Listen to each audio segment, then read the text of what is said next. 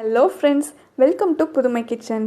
இன்றைக்கி நம்ம சேனலில் சப்பாத்தி, இட்லி, தோசைக்கெலாம் எப்படி ரொம்ப சுலபமான டேஸ்டியான பட்டாணி குருமா வைக்கிறதுன்னு பார்க்கலாம். இதுக்கு ஒரு கப் பட்டாணியை நான் 8 மணி நேரம் போல் ஊற வச்சு வாஷ் பண்ணி ஒரு குக்கரில் எடுத்திருக்கேன். நீங்கள் 1 டம்ளர் தண்ணி விட்டுட்டு தேவைக்கேற்ப உப்பு சேர்த்திட்டு நீங்கள் குக்கரை மூடி வச்சிடலாம். விசில் போடுங்க, ஆனால் விசில் வராதுக்கு முன்னாடியே ஆஃப் பண்ணிட்டீங்க அப்படின்னா தான் பட்டாணி நல்லா முழுசாக வெந்து உங்களுக்கு நல்லா இருக்கும்.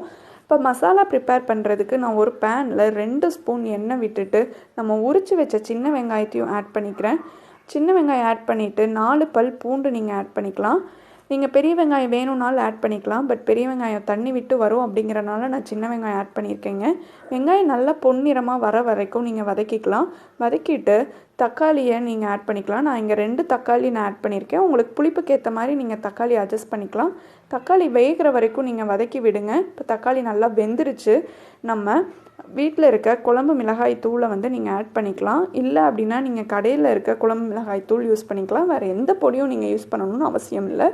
இப்போ நல்லா இந்த பொடி சூடாகிற வரைக்கும் நீங்கள் வதக்கி விட்டுட்டு ஆஃப் பண்ணிடுங்க. இப்போ அது ஆறுற வரைக்கும் நம்ம என்ன பண்ணிக்கலாம்னா தேங்காயும் 2 முந்திரி போட்டு நம்ம இதை அரைச்சிட்டு நம்ம ஆறுன அந்த மசாலாவையும் ஆட் பண்ணி நல்லா ஒரு திக் பேஸ்ட்டாக வர மாதிரி நீங்கள் அரைச்சி எடுத்து வச்சுக்கோங்க. இப்போ ஒரு வாணலியில் எண்ணெய் விட்டுட்டு தேவைக்கேற்ப கடுகு சேர்த்திட்டு கடுகு பொரிஞ்சதும் கருவேப்பிலையை சேர்த்து நல்லா வதக்கி விட்டுட்டு வெங்காயம் இருந்தால் வேணும் அப்படின்னா நீங்கள் இப்போ ஆட் பண்ணிக்கலாம். இல்லாட்டி நீங்கள் விட்டுறலாம்.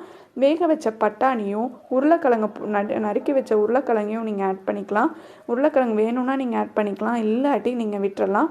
அரைச்சி வச்ச பேஸ்ட்டையும் கொஞ்சமாக தண்ணி விட்டு நீங்கள் ஆட் பண்ணிக்கலாம். கிரேவியோட திக்னஸ் பொறுத்து நீங்கள் தண்ணி ஆட் பண்ணிக்கலாம்.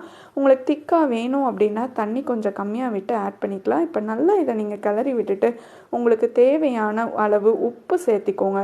உப்பு சேர்த்திட்டு நீங்கள் இந்த குருமாவை மூடி போட்டு நல்லா ஒரு 10 நிமிஷம் நல்லா ஹை ஃப்ளேமில் வச்சு கொதிக்க விட்டீங்க அப்படின்னா உங்களுக்கு குருமா ரெடிங்க.